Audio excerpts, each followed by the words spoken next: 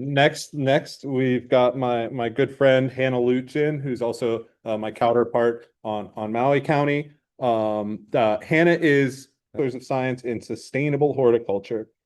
She has an extensive work background as a conservation specialist, cut flower grower, florist, and landscape professional. So, Hannah, please, you're invited up.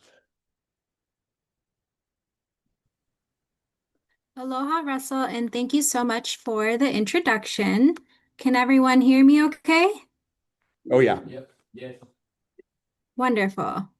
First, I would like to just say thank you so much to HFNA for inviting me to present today. It's an honor, and I'm excited to share some updates on projects. All right, I'm going to share my screen. Please do.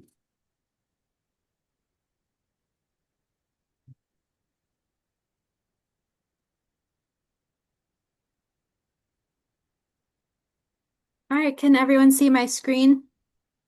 So we're seeing presenter view right now. Oh, 1 second. Yeah, just switch those.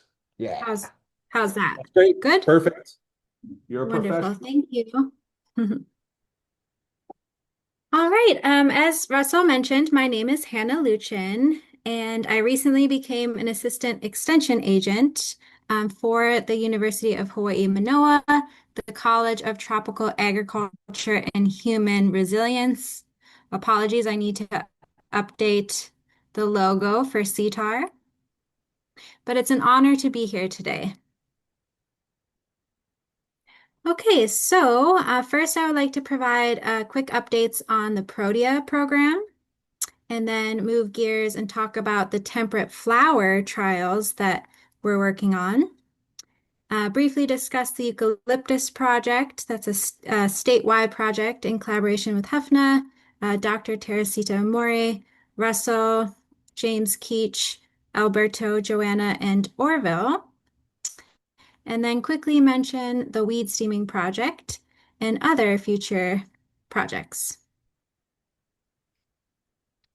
Okay, so for the past almost 6 years, going on October 2025, I have been working on maintaining the Proteaceae collection at the Maui Agricultural Research Center. So many thanks to a generous donation and grant support from the Maui County Department of Agriculture and the Maui County Office of Economic Development. I was able to maintain the Proteaceae collection. So this year we purchased fresh, clean mulch and wood chips from a local arborist and have been maintaining the terraces. We installed a bunch of wood chips on the terraces to improve plant health, help conserve soil moisture, and hopefully help suppress nematodes and help build the soil food web, similar to what Dr. Roxana Myers has mentioned. So we also have been mulching, pruning, doing weed control, as well as propagation of primarily Protea genus and leucodendron for distribution to commercial growers.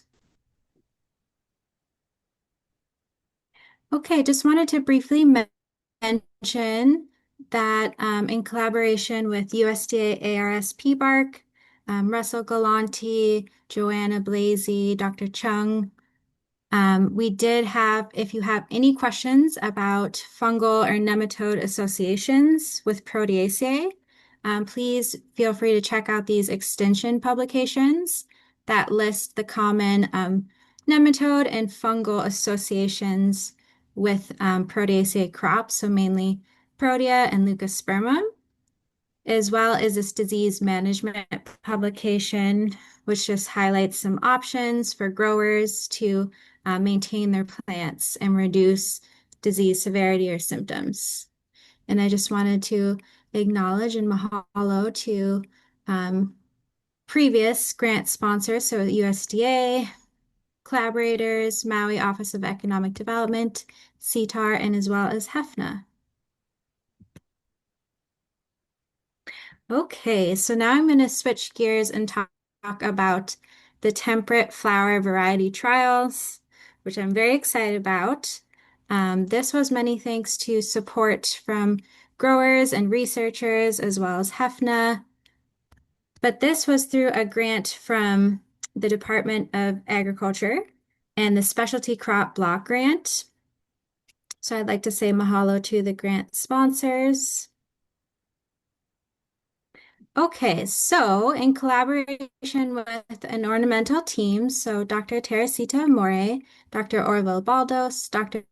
Joanna Blasey, Russell Galanti, and myself wrote a grant to basically trial a variety of temperate plants. Temperate flower crops are more soft flowers, if you will, that designers commonly use in arrangements, but that don't necessarily ship well here. If people are importing, let's say, snapdragons, Lisianthus, ranunculus to Hawaii, it's common that by the time those flowers get here from the mainland or wherever they're grown, um, they're already degraded and they're challenging to revive. So basically, the whole purpose is to see which crops we can potentially grow here in Hawaii to reduce imports, therefore, um, hopefully reducing the risk of introducing invasive pests and species, and also, most importantly, to help our producers and growers diversify their crops and perhaps even have a succession of flowers year round instead of just your typical protea flowering season from late fall to early spring. So if you can offset that and have different crops that flower in summer, that can be beneficial as well. Also like to thank HFNA for their collaboration and support. So the objectives of this grant project is basically to conduct growth trials of at least 7 temperate cut flowers. So lilies, gloriosa lily, chrysanthemum, anemone, lisianthus, snapdragons, and yarrow. And we want to collect both growth, harvest, and base life data to see, is this applicable to grow here? Is it worth your time, essentially, for growers to grow it? Also, it's important that we evaluate the invasive potential and pest and disease that affect these crops. And then our second objective is to analyze all of that data, develop educational materials, disseminate plant materials, and educational documents to growers statewide.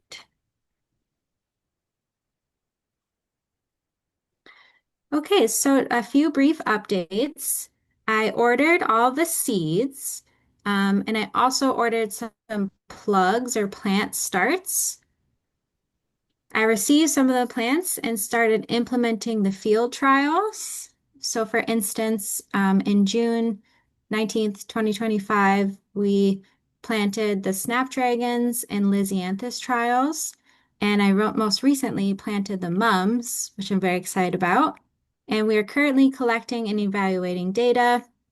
And as I continue to receive the other temperate plants, so ranunculus, anemone, lilies, martagon lily, we will continue to outplant into this field and collect data for the next year or so if we can get a grant extension.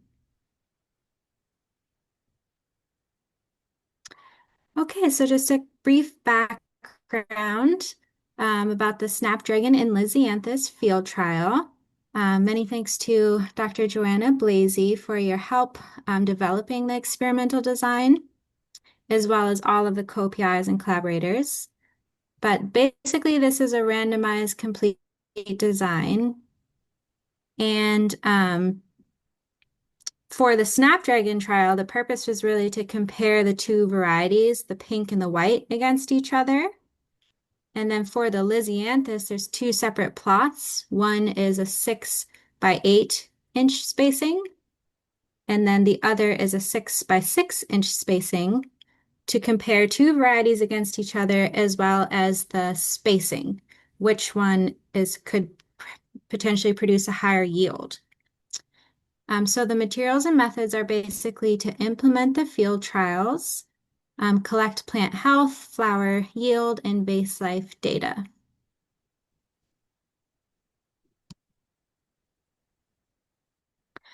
Okay, so back in June, we prepped the field, we tilled the field, we installed drip tape irrigation for each different plot, which I'll go more into soon. We measured each plot. We randomized the plants before planting in a randomized complete design. And then all three of these trials were from vegetative plugs or seedlings that I received from Ball Tagawa. So we planted everything, and then I fertilized, added a 612 organic fertilizer into the field. And then we planted everything, we flagged them, and because Maui, we have lots of deer, even though the Maui Agricultural Research Center is fully fenced, we still have deer that jump over the fence.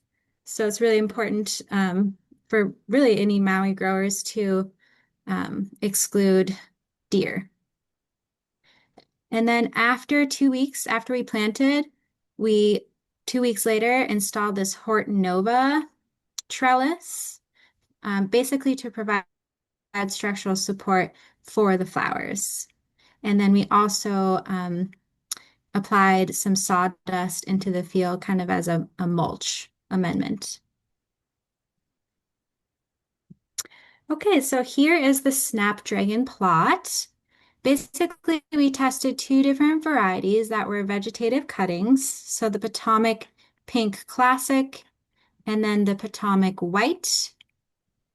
This is basically our randomized design. I received the plugs from Ball Tagawa, and we planted them in the field on June 19th. So the in-row spacing is every 6 inches. So the plants are planted in row every 6 inches apart. The between row spacing is 12 inches. The bed is 42 inches or 3.5 feet by 50 feet long. So all the beds were at 3.5 feet because this Hortonova trellis that we used is precisely 3.5 feet wide. So it just worked out great. And then we actually pounded in T or U posts about every 5 to 10 feet and then stretched the trellis after the plants had grown for about 2 weeks just to provide structural support, which is very important for these two specific crops. And then we've been taking observation and collecting data every 2 weeks or so.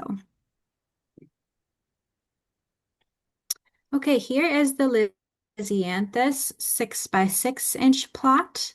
So there's two varieties, the Voyage 2 series Champagne and then the Voyage 2 series Light Apricot. So these are kind of a more blushy color, which growers indicated is most desirable right now.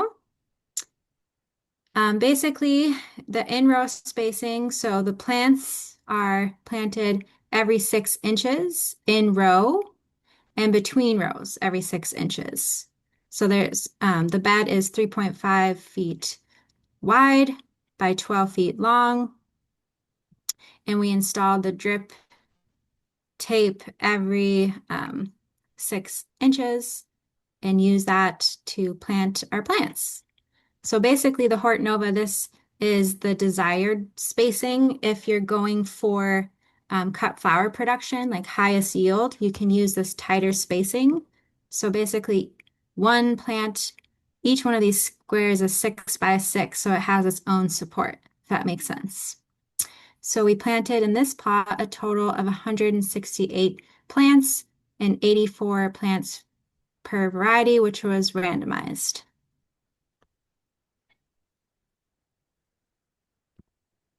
Okay, here is the 6 by 8 inch plot. So same thing, we tested two different varieties, but it was 6 inches in row and 8 inches between rows. So we have 5 lines of drip irrigation every 8 inches. So in this bed, you can plant up to 120 plants, and we had 60 plants per variety that were randomized during planting. And we've been continuing to collect both observational data and vase life data, harvest, and growth data. Okay, so here's some exciting preliminary information. So the date to the first flower was approximately August 20th. So that was about 62 days from planting to flowering. Um, and we collected data and then harvested as much as we could in this field. And based on what we harvested for both the data collection and just in general, what was available to collect, we collected 269 flower stems. So it's quite a lot. So based on our first data collection on September 5th, this is just particularly for the pink variety, we randomly selected 10 plants to collect data, and we collected a total of 23 flower stems per 10 plants. So there was an average of 2.3 stems per each pink plant. The average plant quality was on a rating scale 5 out of 5. So that's like the healthiest, most vibrant, good quality, where about 0 to 15% of the plants were affected. And the average stem length for the pink variety is 32 inches, which is pretty long. And then the average number of flower stems per plant is about 7. So the pink variety, for whatever reason, seems to have a more branching habit, versus the white was a little bit longer with less stems per plant. So from the white variety, we harvested 11 flowers from 10 plants, so an average of 1 stem per plant. The average stem length was a whopping 41 inches, so these are pretty tall, which can be great for arrangements.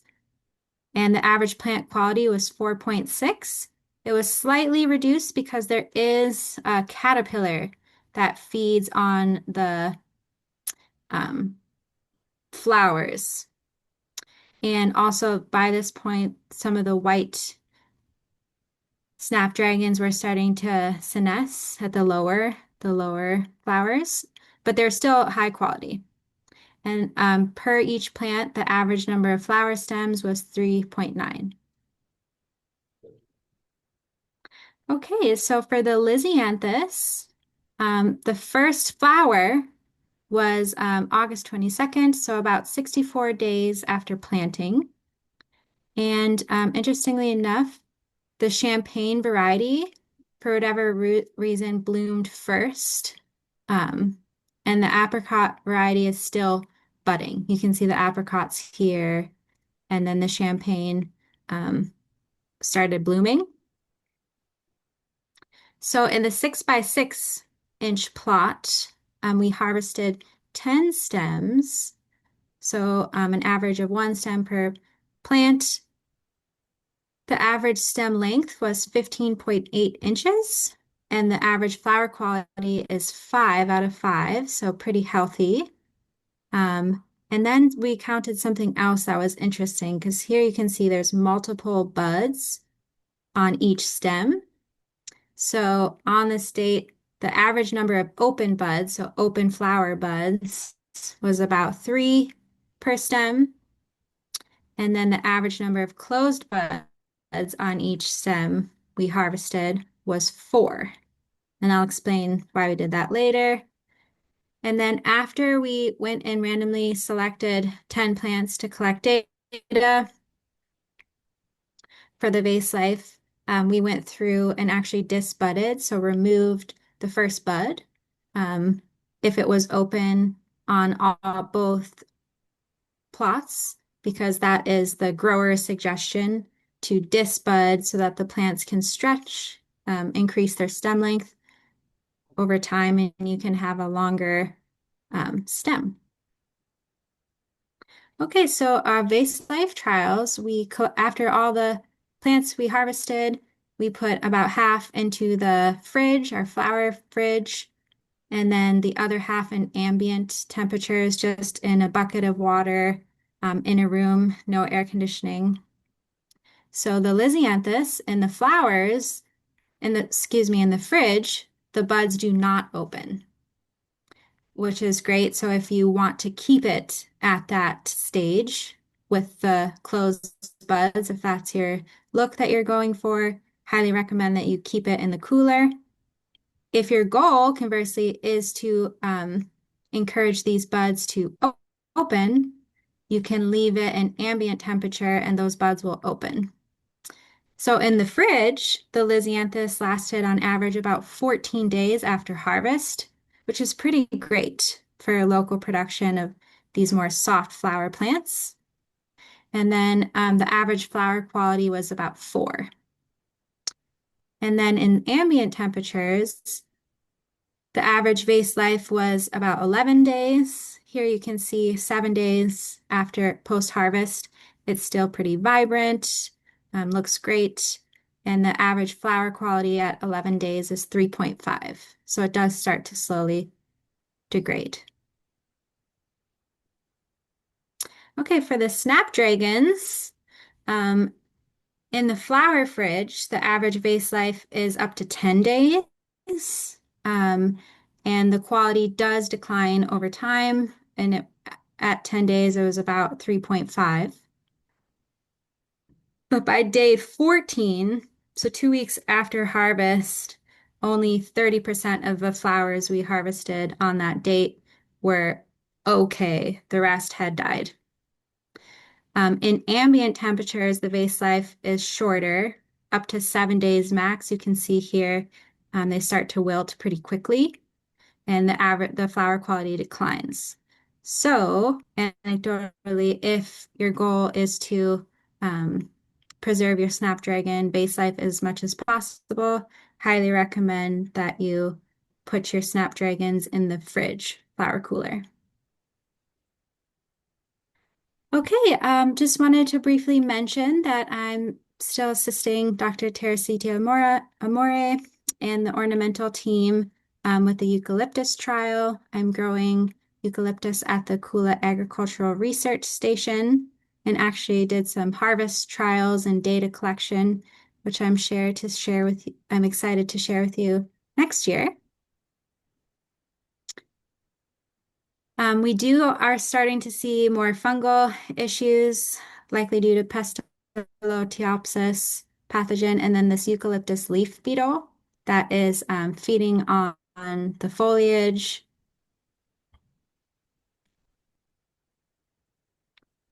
And hopefully this year, if I have enough time, I do hope to conduct pesticide trials, working in collaboration with HDOA to potentially do experimental trials on biofungicides with active ingredient Bacillus velenensis to test the efficacy on Pastaloteopsis, which we have identified. Many thanks to Gabriela Benito from ADSC in Hilo. Okay, I just wanted to briefly mention that I am working in collaboration with Dr. Orville Baldos on another weed steaming project. So basically, this weed steaming machine, the Green Ninja, is a non-chemical method for weed control that utilizes hot water heated to about 220 to 250 degrees Fahrenheit. And then steam is produced from the hot water. And basically, this steam, when applied to herbaceous plants, explodes the plant cell wall. So Dr. Orville Baldos and Rosemary Gutierrez are helping with this project this year. And the purpose is really to determine efficacy of steam on dryland invasive plants in areas susceptible to the fire. So this was a project that Orville, Rosemary, and myself developed in response to wildfire risk from the Maui wildfires. So we want to identify the effective application rates or durations needed on different weed species. Also conduct a cost-benefit analysis of weed steaming versus the use of herbicides. And again, test the weed steam on dryland species, perhaps Halicoa, bufflegrass, and various other weeds in fire-prone areas. Okay, just wanted to acknowledge all of my collaborators and say mahalo nui to the Maui Office of Economic Development, Maui County Department of Agriculture, Maui Department of Agriculture, and the Specialty Crop Block Program. Robin Proctor with the Weed Steam Hawaii. She has leased us her weed steaming machine. And mahalo to all my collaborators and HFNA. And does anyone have questions? We'll do one question. Great. Eric, we've got a question from Eric. Thank you, Hannah. So I know that this is a lot of information, so maybe we could have an opportunity to look at we may have charts or graphs, or maybe we could share with membership. Yes, absolutely. I'm happy to share these slides. This is just the preliminary data. And happy to create charts and graphs, and we will be having workshops too. So I'll make sure to invite everyone. Great, sounds good. This is great. Thanks, Hannah. Thank you. Awesome. Yeah, we'll look forward to talking eucalyptus at the import replacement seminar. Yeah. Those snapdragons look great, by the way. Oh, you were right. They're beautiful. Thank you. Yeah, they're really fun, and the Lysianthus too, I think has a good potential. Oh yeah, totally. I agree. So up next we've got Dr. James Keach. Shoot, James, where are you?